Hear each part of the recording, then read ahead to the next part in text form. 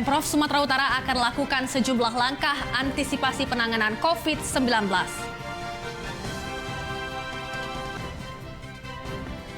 Ratusan nelayan demo di kantor DPRD Serdang Bedagai, tolak keberadaan Pukat Roll.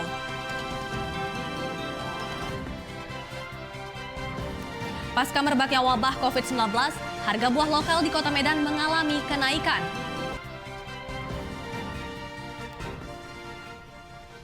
Halo pemirsa, senang sekali kami dapat hadir kembali di hadapan Anda dalam program Wajah Sumut, edisi Senin 16 Maret 2020. Selain 3 berita utama tadi, kami juga telah menyiapkan beragam informasi menarik lainnya selama 30 menit ke depan.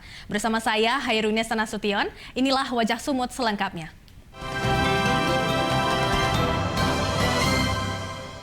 Wakil Gubernur Sumatera Utara Musara Jeksah mengimbau masyarakat untuk menjaga kesehatan guna mencegah penularan COVID-19.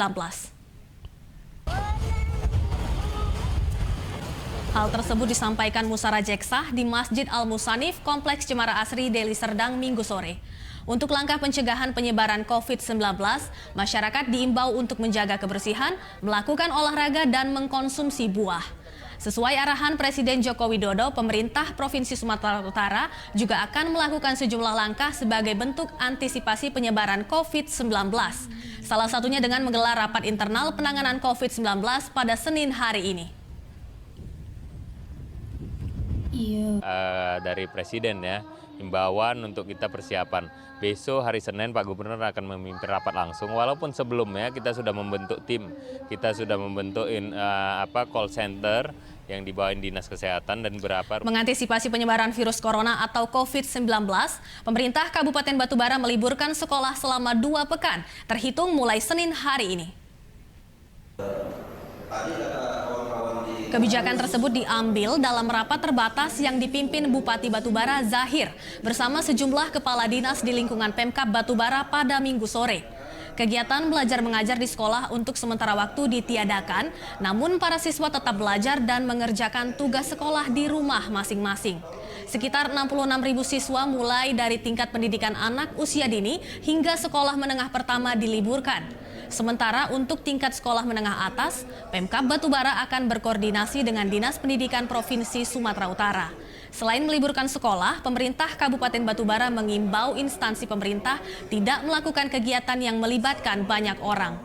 Wilayah Batubara yang berada di daerah pesisir timur Sumatera dan memiliki beberapa pelabuhan dianggap rentan masuk virus corona atau COVID-19 sehingga diperlukan langkah antisipasi. Menginstruksikan kepada seluruh kepala sekolah untuk memberikan tugas belajar di rumah. Ya, jadi anak-anak diharapkan belajar di rumah, tidak belajar di sekolah. Ya. Kemudian kegiatan belajar mengajar di sekolah ini kita tiadakan selama 14 hari. Sementara pemerintah Provinsi Sumatera Utara hingga kini belum mengeluarkan kebijakan meliburkan sekolah, meski sejumlah daerah lain sudah mulai meliburkan sekolah. Aktivitas belajar mengajar di sekolah pada hari ini di Kota Medan masih berjalan normal. Meskipun sejumlah daerah di Indonesia telah meliburkan sekolah seperti di Solo, Jawa Tengah, Bandung, Jawa Barat, Aceh, dan Kabupaten Batubara. Salah satunya di Sekolah Menengah Atas Negeri 2 Medan yang aktivitas belajar mengajar masih berlangsung, di mana saat ini para murid tengah mengikuti ujian akhir sekolah. Menurut Kepala Sekolah SMA Negeri 2 Medan, Buang Agus, pihaknya belum meliburkan sementara sekolah karena belum adanya surat edaran dari pemerintah provinsi terkait kebijakan tersebut. Hingga saat ini pihak sekolah mengaku hanya menerima surat edaran dari Dinkes Sumut terkait informasi dan pencegahan virus corona yang telah disosialisasikan kepada para guru dan juga murid. Sementara guna mengantisipasi corona, pihak sekolah hanya mengimbau para murid untuk rajin mencuci tangan dan membatasi kegiatan di luar sekolah. Ya, karena ini wabah yang bersifat internasional, jadi semua sudah belajar dari media sosial dan pemerintah terkait, pemerintah provinsi sudah memberikan sosialisasi kepada kita dan kepada anak-anak kita semua. Ya, tentunya karena memang kita menghindari untuk pertemuan fisik dengan banyak orang, jadi kita untuk menyikapi hal ini kita untuk sementara melarang anak-anak untuk melakukan ekskul di sore hari agar pencegahan ini. 1.833 pelajar dari 16 sekolah menengah kejuruan atau SMK di Kota Tebing Tinggi mengikuti ujian nasional berbasis komputer atau UNBK hari ini. Salah satu sekolah yang menggelar UNBK adalah SMK Negeri 2 di Jalan Gunung Lauser, Kota Tebing Tinggi. UNBK diikuti 366 siswa kelas 12 dari berbagai jurusan dibagi dalam 3 sesi. Untuk kelancaran UNBK, pihak sekolah menyiapkan 122 komputer utama dan 10 komputer cadangan. Pelaksanaan UNBK tingkat SMK digelar selama 4 hari, mulai Senin 16 Maret hingga Kamis 19 Maret 2020. Untuk tahun ini, seluruh SMK di Kota Tebing Tinggi telah menggelar UNBK secara mandiri di masing-masing sekolah. Di masing-masing satuan pendidikan itu melaksanakannya dengan 3 sesi pada umumnya. Meskipun ada yang hanya 2 sesi karena jumlah siswanya yang tidak begitu banyak. Tapi khusus di SMK Negeri 2 Kota Tebing Tinggi ini melaksanakan dengan 3 sesi selama 4 hari, mulai tanggal 16 sampai tanggal 19 Maret 2020. 36 TKI ilegal dan 4 anak buah kapal diamankan Satuan Reskrim Polres Tanjung Balai di perairan Kuala Bagan, Tanjung Balai. Mereka juga menjalani pemeriksaan kesehatan sebagai antisipasi penyebaran COVID-19. Petugas mengamankan kapal tongkang yang membawa 39 TKI ilegal dan 4 ABK dari Malaysia tanpa dilengkapi dokumen yang sah. TKI ilegal terdiri dari 26 pria, 10 wanita, dan 3 anak-anak berasal dari Aceh, Lampung, dan Sumatera Utara. Mereka menjalani pemeriksaan barang bawaan dan kondisi kesehatan untuk mengantisipasi penyebaran COVID-19. Selanjutnya, para TKI ilegal diserahkan kepada imigrasi Tanjung Balai Asahan.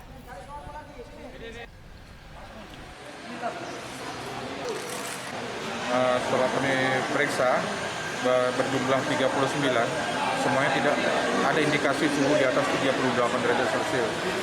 Kemudian gejala-gejala kita curigai sebagai COVID juga tidak ada. Tidak ada sesak, tidak ada batuk. Pemirsa, usai jeda akan hadir informasi mengenai ratusan nelayan demo di kantor DPRD Serdang Bedagai tolak keberadaan Pukat Traul. Tetaplah bersama kami.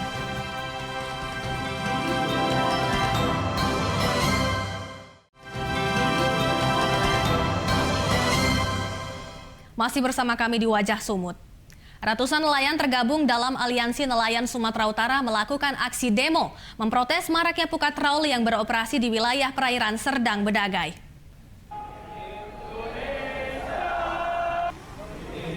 Para pendemo mendesak DPRD Serdang Bedagai melakukan pengawasan terhadap larangan penggunaan alat tangkap ikan yang merusak sumber hayati laut. Menurut para nelayan, setiap harinya ratusan kapal Pukat Traul lakukan penangkapan ikan di wilayah perairan Serdang Bedagai dan hal tersebut mempengaruhi hasil tangkapan nelayan tradisional. Pendemo juga menuntut Kapolres Serdang Bedagai mundur dari jabatannya karena dianggap lalai dengan membiarkan kapal Pukat Traul beroperasi di wilayah perairan Serdang Bedagai. Padahal dalam Peraturan Perundang-Undang Nomor 45 Tahun 2009, salah satu poinnya adalah larangan penggunaan alat tangkap ikan yang merusak lingkungan. Ratusan warga desa Semencirim, Deli Serdang berunjuk rasa menolak okupasi lahan oleh PT PN2 yang diklaim sebagai lahan yang telah digarap selama puluhan tahun. Warga desa Semencirim, Kabupaten Deli Serdang berunjuk rasa meminta PT PN2 menghentikan rencana penanaman kelapa sawit di lahan seluas 500 hektar. Mereka juga mengklaim lahan tersebut sudah digarap oleh warga selama puluhan tahun dengan ditanami palawija. PT PN2 melakukan okupasi lahan karena HGU berakhir hingga 2028 mendatang, sehingga direncanakan penanaman kembali pohon kelapa sawit di lahan tersebut. Jadi kami masyarakat ini mau makan apa? Mau makan apa? Kami hidup dari tanah ini. Kami menanami tanaman itu dari tanah ini. Kami buat satu produk supaya Indonesia itu maju. Supaya kita punya UKM yang besar. Supaya kita mendukung. Satreskrim Polres Pelabuhan Belawan menangkap seorang penadah barang curian di kawasan Kecamatan Medan Deli, Kota Medan. Pelaku ditangkap beserta barang bukti 4 unit sepeda motor hasil curian. Pelaku bernama Suhendro, warga Kecamatan Medan Deli, ditangkap Satreskrim Polres Pelabuhan Belawan beserta barang bukti 4 unit sepeda motor hasil curian. Pelaku ditangkap dari hasil pengembangan polisi atas kasus komplotan begal di Jalan Lintas Medan Belawan yang terjadi pada Selasa lalu. Atas perbuatannya, pelaku dijerat pasal 480 KUHP dengan ancaman pidana 4 tahun penjara. Pelaku yang menada, yang dijual barangnya itu juga kita tangkap juga. Yang menada kendaraan sepeda motornya, ya udah kita tangkap juga. Tapi itu merupakan salah satu menjadi tingkat tinggi kejahatan, Pak ya. 2 pelaku pencurian tabung gas LPG terekam kamera CCTV. Dalam rekaman, 2 pelaku membawa kabur 2 tabung gas LPG 3 kg milik warga. Dalam rekaman kamera CCTV, 2 pelaku mencuri tabung gas LPG 3 kg di Jalan Dalang, Kecamatan Medan Marelan. 2 pelaku membawa kabur 2 tabung gas LPG 3 kg dengan menaiki sepeda motor. Kedua pelaku diketahui warga sering beraksi di pagi dan sore hari, mencuri tabung gas LPG ataupun sepeda motor milik warga yang terparkir di halaman rumah. Kasus pencurian telah dilaporkan ke Polsek Medan Labuhan untuk selanjutnya dilakukan penyelidikan. Udah setelah sholat maghrib keluar, udah nggak ada tabung gasnya. Jadi kami gini kan, sebelah ada CCTV. Terus kami bilang, Andre, tengoklah CCTV-nya, kami mau nengok siapa yang ngambil gas tadi, atau orang-orang sini, katanya. Terus tengok, ya nampak jelas, cuma nggak orang sini. Itu ada berapa banyak gas yang diambil, Bu? Yang di sini. Seorang buruh konstruksi tewas akibat mengalami kecelakaan di Jalan Komodor Laut Yosudarso, kilometer 19,5, Kecamatan Medan Labuhan pada Kamis lalu. Korban bernama Jeffrey, warga Aikanopan, tewas akibat tertabrak truk tangki berisi semen yang melintas di Jalan Komodor Laut Yosudarso, kilometer 19,5.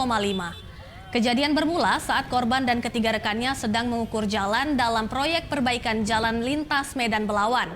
Kemudian dari arah Medan menuju Belawan datang sebuah truk tangki yang melaju kencang dan hilang kendali lalu menabrak korban. Korban tewas sedangkan ketiga rekannya kritis dan dilarikan ke rumah sakit. Hingga kini polisi masih menyelidiki penyebab kecelakaan.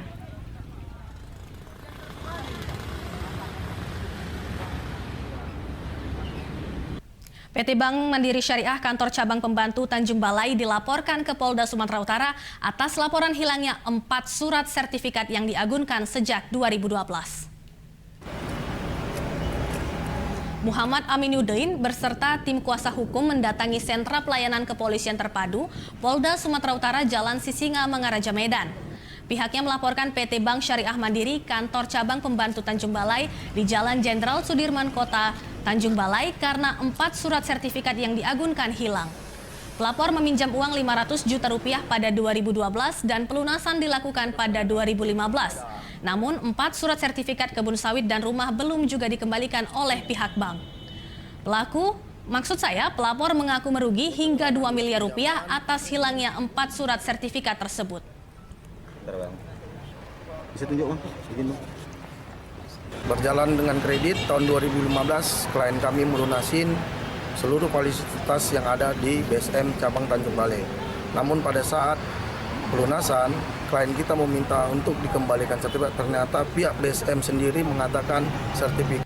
Usai jeda kami akan kembali dengan informasi mengenai pasca merebaknya wabah COVID-19, harga buah lokal di Kota Medan mengalami kenaikan.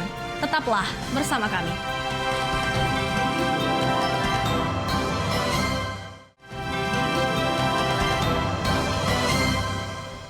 Kembali lagi di Wajah Sumut.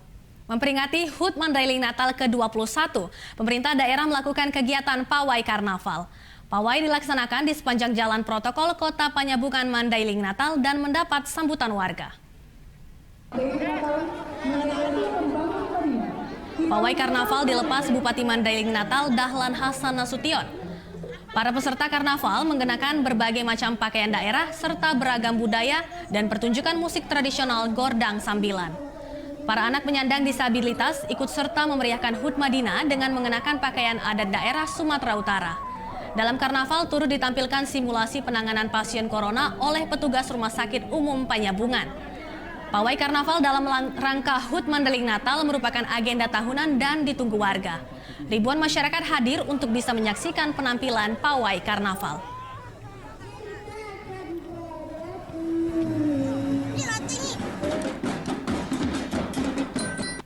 Ribuan warga Nadatul Ulama di Kota Medan memperingati Harlah NU yang ke-94 tahun. Dalam kegiatan, warga mendoakan agar wabah COVID-19 segera berakhir.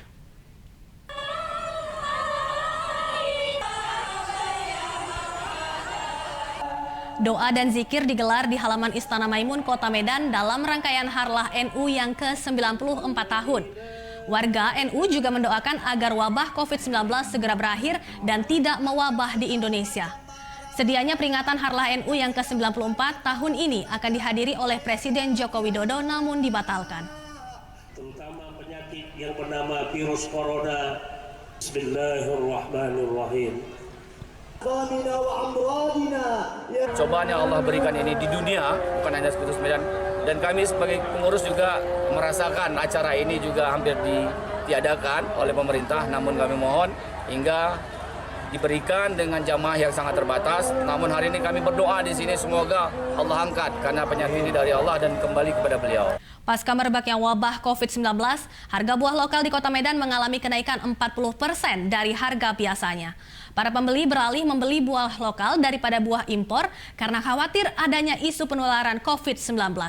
Dan informasi tersebut sekaligus menjadi penutup Wajah Sumut edisi hari ini. Saya Hairunisa Nasution beserta segenap kru yang bertugas mengucapkan terima kasih dan sampai jumpa.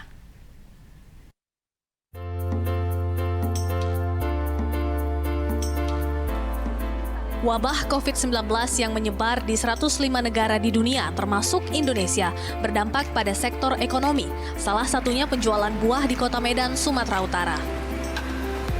Para pedagang buah di Pasar Setiabudi Kota Medan menyampaikan omset penjualan buah lokal naik 40%. Omset para pedagang dari penjualan buah lokal naik dari Rp3.500.000 menjadi Rp5 juta dalam 1 bulan. Namun harga buah lokal juga mengalami kenaikan seperti kuini dan salak yang semula hanya Rp12.000 per kilogram menjadi Rp18.000 per kilogram. Sedangkan buah yang diimpor dari Tiongkok seperti pir dan apel mulai langka dan harganya juga meningkat. Keuntungan buah lokal tuh naik, Mbak, sekitar hampir mencapai 60% gitu, lebih lah gitu. Kalau keseluruhan mencapai satu hari kan walaupun kecil sampailah 5 jutaan gitu. Kalau sebelumnya karena harga stabil sekitar 3,5. Para pembeli beralih membeli buah lokal daripada buah impor karena khawatir adanya isu penularan COVID-19 melalui buah.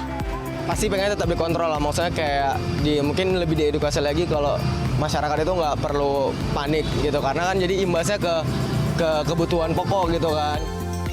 Kenaikan harga buah lokal dan minimnya stok buah impor juga terjadi di sejumlah daerah di Indonesia akibat penutupan keran impor-ekspor Indonesia-Tiongkok per 5 Februari lalu. Dari Medan, Sumatera Utara, Hairunisa Nasution, Usrizal Pulungan, Metro TV.